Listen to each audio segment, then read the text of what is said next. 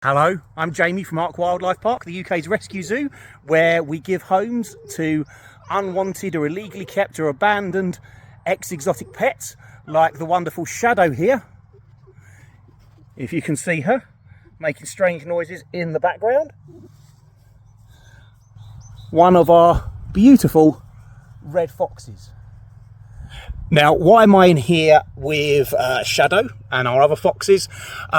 Is actually to talk about the type of fox that Shadow is, or the genetic trait that she's showing. I want to talk briefly today about melanism, what it is, how it affects an animal's appearance, and introduce you to a couple of our melanistic animals on site. So, beautiful lady here is Shadow, and she's actually a red fox, despite the fact, as you can tell, she's not very red. Now, she's what we actually call a melanistic red fox. Now, what that term refers to, and just to give you a reference point, over here we have Kenko. And Kenko is a more typically coloured red fox. And you can see he's got some of that typical red gingery coloration on him. So despite the fact they look completely different from each other, they are one and the same species. Now, why does she look like this? Well, melanism is a genetic trait whereby an animal produces too much melanin, too much of this dark pigmentation, and it overrides what you might call the more traditional coloration, like we have on Kenko here, and it presents us with an animal that has a much darker coat. Hence why we get a red fox that is predominantly shades of black and grey, like this beautiful lady here. Now, they do occur in the wild,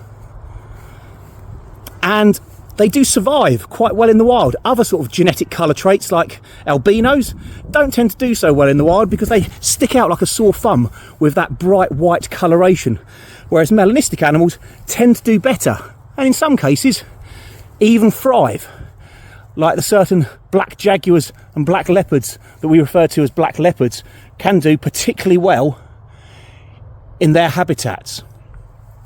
And the actual inspiration for this video was to talk about a very special little cat who's recently joined us, and we're going to go and say hello to her next. Now, the special lady who inspired this video is Binx here, and she is a melanistic jungle cat. Now, usually the jungle cat is various shades of grey and fawn and light brown, but as you can see, Binx here is predominantly this rich black all over. Now, quite often these black and dark coloured cats, wild cats, get referred to as black panthers. That usually refers to the melanistic form of the jaguar or the leopard, but has been used to refer to these cats and other dark melanistic versions of wildcats. In fact, there's about 10 different species of the 40 or so wildcats that do exhibit this classic trait of melanism.